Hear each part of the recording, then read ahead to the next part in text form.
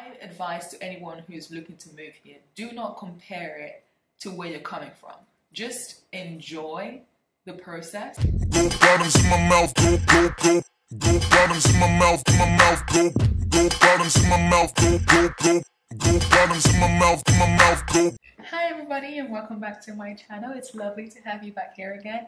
As you know, my name is Paula. I will dive straight into this video, guys, today. If you're thinking about moving to Dubai, or if you're on your way to Dubai, you just got a job in Dubai, or you want to move to Dubai to find a job here, then this video is for you. From the visa process to getting an accommodation to salary to what to wear, all the works. And I hope you enjoy the video. So first things first is getting a job in Dubai. Or getting a visa in Dubai. It could either be you getting a visa through getting sponsorship through your company, your employer, or you setting up your own business. For me, it was getting a visa sponsorship through my employer. Now the process for that is, first I had to get my certificates attested, so I'm talking my bachelor's and my postgraduate certificates, just so they're sure I am who I say I am. So I got them attested back in the UK, they got sent back to Dubai, because what happens with that also is they put my job title on my visa. That took about a week. Once that came back, then my visa process started. And I think the visa process in itself took about 2 weeks of forms back and forth and signatures and all of that stuff. After that, or during that 2 weeks process as well, I got my health check done. Once all of those came back fine, then I got my Emirates ID. Now the Emirates ID is it's a square shaped card. It looks just like your bank card. That is one of the most important things about being a resident here. Without the Emirates ID as a resident here in Dubai, you can't do very much, to be honest. You can't do very much because your Emirates ID is needed for every single thing. So the next process for me was, after receiving my Emirates ID and my health insurance card as well, because you get private healthcare here. So once I got those two, I'm now a full Dubai resident. I can apply for everything else that I wanted to apply for. So for housing, of course I had to go through looking online. So there's websites like Dubizzle, where you can find properties, or Property Finder. It depends on what you're actually looking for. You could either be looking for a villa if you've got a big family, or you just got more cash to, spend. So for me, I went for, of course, an apartment because it's just me. Once I found the apartment that I wanted to go for, then you start negotiating with the agent / landlord the number of checks you want to give. Now in Dubai, we pay our rent in checks. So you can either decide to pay your rent in 1 check, or 2 checks, or 3 checks, or 4 checks, depending also on what the landlord wants. And the process of that is, you say, okay, this is the amount of checks I want to pay. If they go back and forth and say, okay, we want to give the property, then you've got to provide your passport copy, your visa page as well, or again to confirm what you do for work. Again, supply the 4 checks as well. You also show your Emirates ID. Again, like I mentioned, you need that for every single thing. You've got to give a 10% deposit, which the landlord retains until the end of your agreement, and then 5% commission, which is paid to the agent. So all of those I had to submit to the agent, and then that started off the renting the property process. Now, once all of this comes back as clear and the landlord is happy with you moving into his apartment, then sure, by all means, you can move into the apartment. There's also the process of you setting up your DIWA, which is your water and electricity, as well as your AC. Now, some properties come with AC free. So my apartment came with AC free, and I don't have to pay for that or register for that. I never had to go through that process of actually paying for AC or setting up AC. I don't know what that process is. But for my electricity and water, I had to register for that. Now, you've got to also pay a deposit for that. I can't remember off the top of my head how much that deposit is, but you've got to pay that, and at the end of your tenancy agreement, you get that money back, of course, from the government. The other thing you've got to also do is setting up your Wi-Fi and your TV broadband. And again, to be honest, that is very important. To set up your Wi-Fi, you've also got to give in your Emirates ID and also pay a deposit. I think there's two or three different network providers. So you can either go for Etisalat, or you can go for Do, or you can go for Virgin. I'm not sure if Virgin actually does Wi-Fi broadbands and television, but I know that Etisalat and Do them. And then you've got to also do your mobile setup as well. So you can either again go with either Virgin or Etisalat or Do, depending on whatever you want to go for or what the offer is. Getting a car in Dubai, another process. Now, because I already had a British driver's license, it was very easy for me to convert it to a UAE license. I'm not sure how much I paid to do the license conversion, but that was what I did. And you, of course, for UK citizens, you can do that. Or if you don't have a license already in the UK that you can convert, you can go through the driving school here. I've got a friend or two who have actually done that, and they've got a UAE license. So you can do that. You can either decide to rent a car or buy a car. I don't know what the process is for buying a car. I kind of looked into it, but I was like, the liabilities are too much for me, and that's not something that I can handle at this time. So I decided to like rent a car. So I've been renting a car now the whole time that I've been living in Dubai, and for me that's a lot more convenient. If something goes wrong with my car, I can go back to the car rental company and they fix it. So it's worked out better for me, to be honest. Petrol is another thing that's extremely cheap as well. So my car is about 70 dirhams in my car for a week, whereas I can go, so I live in downtown, and I can go from downtown to Marina for like 60 dirhams, and that's one trip. Whereas I could pay 70 dirhams in my car and drive to work Sunday to Thursday, and then the weekends still go out, run all my errands, and I still have a bit of petrol left. So getting a car, I think, is a lot more cheaper than going around in public transportation. Driving your own car in Dubai is a lot more convenient. In as much as taxis are cheap, if you have to jump on like 10 taxis in a day, that is a lot. Is living in Dubai expensive? Hell yes. Dubai is an expensive city to live, and it's very convenient, don't get me wrong. I think the fact that it's so convenient and kind of cheap in a way makes it, okay, so I'll give you an example. So say you got a taxi, right? And it's like 30 dirhams for a taxi. You think, oh yes, that is so cheap. Especially for someone coming from the UK, you think, wow, that is really cheap. 30 dirhams, that's like what, £5-6 to get a, kind of guess 10-15 minutes ride taxi, whatever. You think, oh, it's cheap, and you keep getting it, and then you don't realize, or you probably spend about £500 on taxis in a month. So it's cheap, but it's cheeky cheap, right? Oh, cheeky cheap expensive. I don't know, whatever. So yes, Dubai is an expensive place to live, and which is why you've got to be very careful, because yes, it's tax-free on our salaries, but there's a 5% VAT charge on each and every item that you buy from the shop, or you go into the restaurant, or buy your groceries. So it's just tax-free on your salary. But I think that, you know, with people feeling that it's tax-free, you can easily get that temptation because you earn quite a bit. And salaries here compared to the UK are a lot higher. And so you can kind of feel like, okay, well, I've got a bit more to splurge, and that gets a lot of people here in trouble. In terms of groceries and where to shop, it's funny because in Dubai, you find that a lot of people actually eat out.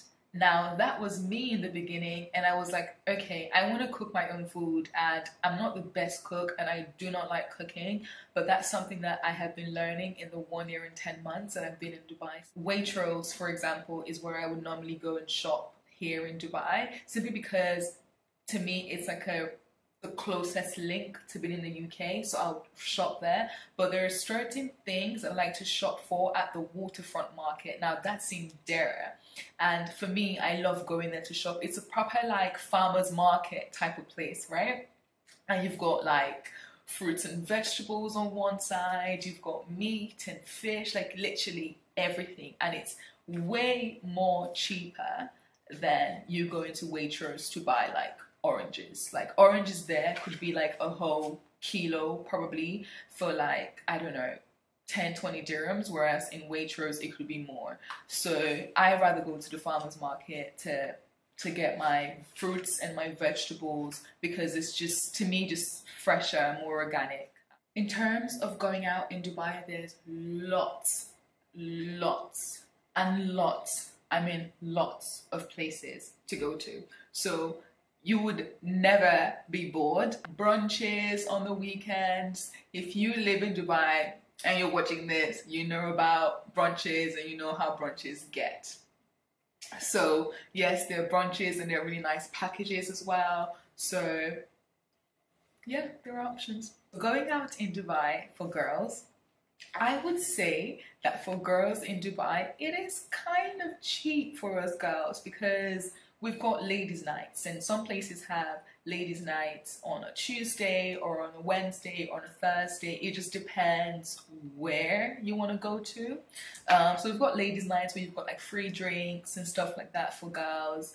A lot of places are a lot cheaper if there's girls going, or there's a bunch of girls that are going. So for girls, I would say yes, it's cheap. Alcohol, yes, is very expensive compared to the UK. So yeah, just bear that in mind, that alcohol is a lot more expensive. And talking about alcohol, in order for you to have alcohol in your house, you need to get an alcohol license, of which your employer has to give you an NOC certificate so you can apply to have alcohol in your house. So bear that in mind. Of course, you know, if you go to a beach club or you go to, I don't know, poolside at certain places, you can certainly get alcohol, or you go to a bar, for sure, absolutely, you can get alcohol.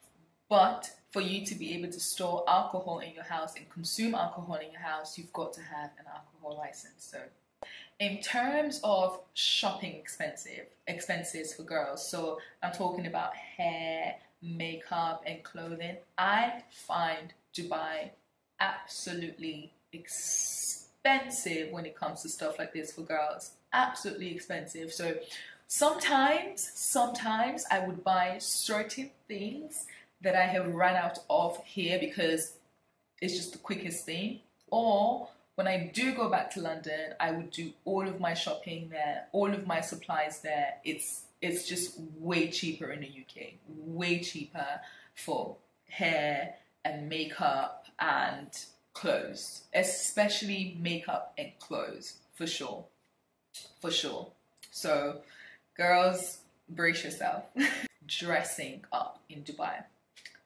I think a lot of people forget that this is actually an Islamic country, and you've got to just respect the boundaries. Like, certainly I'm not going to wear, for me personally, I wouldn't wear certain things out. So if I was going to a beach club or to the beach or to the pool, absolutely yes, I am allowed to wear a bikini, whatever. But I certainly wouldn't wear like a crop top to Dubai Mall, for example, or to the Mall of the Emirates, for example, because it's just like everyone's going to stare at you, and then you're going to feel very uncomfortable and so ashamed of yourself because most people are actually covered up. So I think it's all about like respect and the things that you can do in the UK and just get away with. You can't just get away with it here because it's a completely different country and people just need to respect that.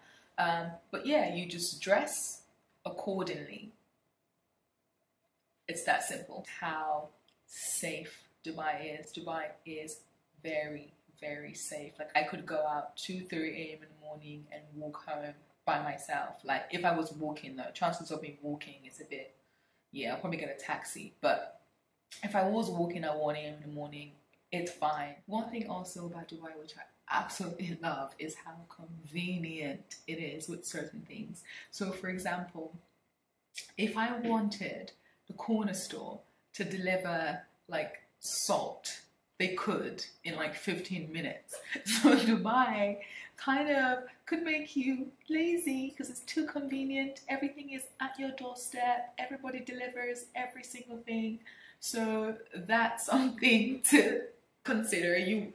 Living in Dubai has made me lazy. Like, I mean, to be honest, in London I never liked walking, and I think that now that I live in Dubai, I don't even like walking even more, because it's just like nobody really walks, and everyone either drives. Most people drive, I think, or quite a large number of people drive.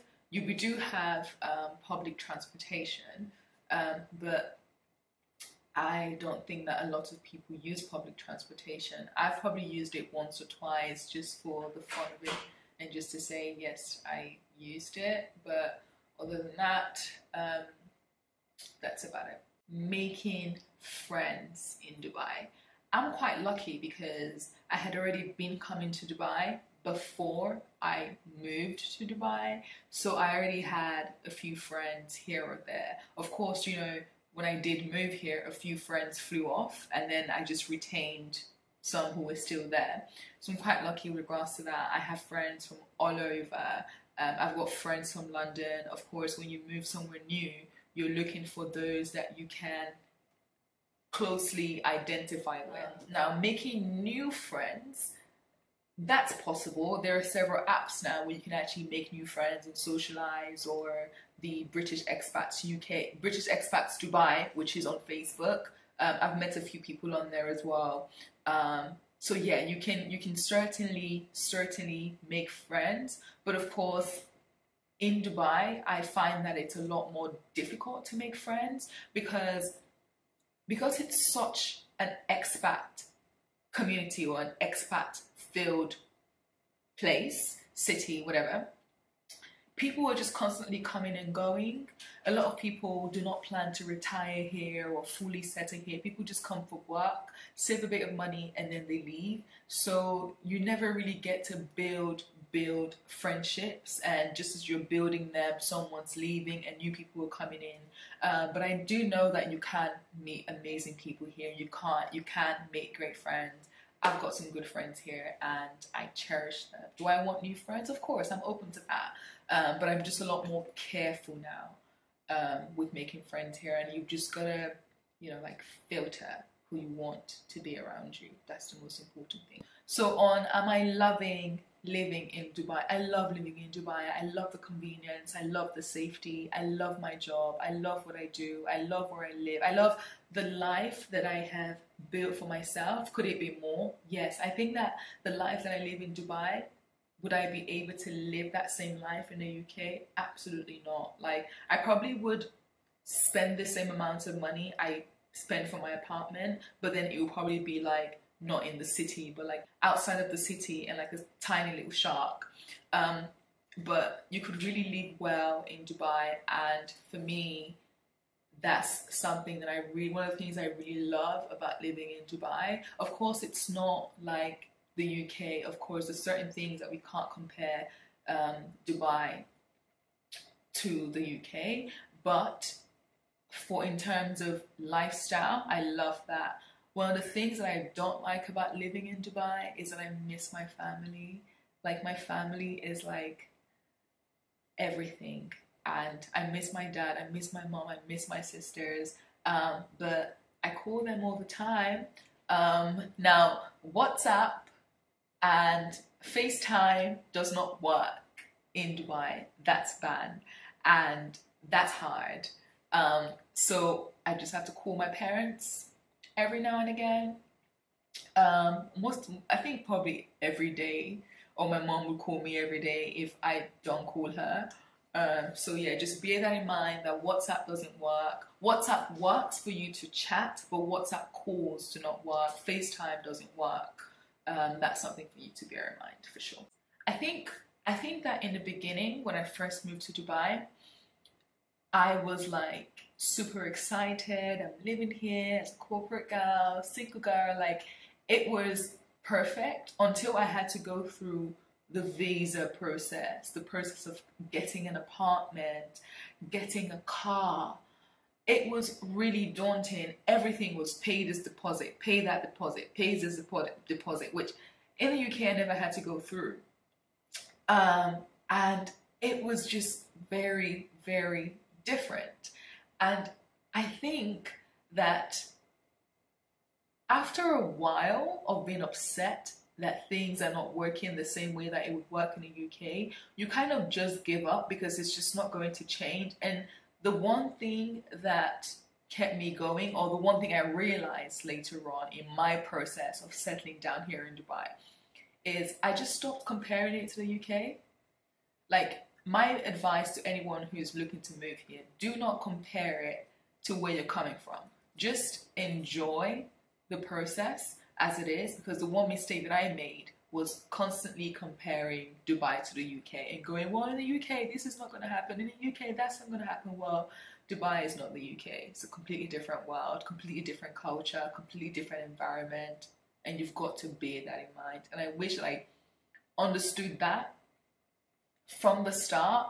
Then I probably would just ignore a lot of things that I experienced. Overall, I would say that my 1 year and 10 months here in Dubai has been very challenging, very challenging, very testing of me as Paula, me as a person, and it's mental, but it's an amazing place to get that experience. I think that in the UK, I think Dubai made me realize how spoiled I was in the UK, and then coming here, I'm like, okay, yeah, like, you just adjust, you know? Now that I've accepted my environment, and I've accepted the culture, I've accepted the way people are, I'm just like,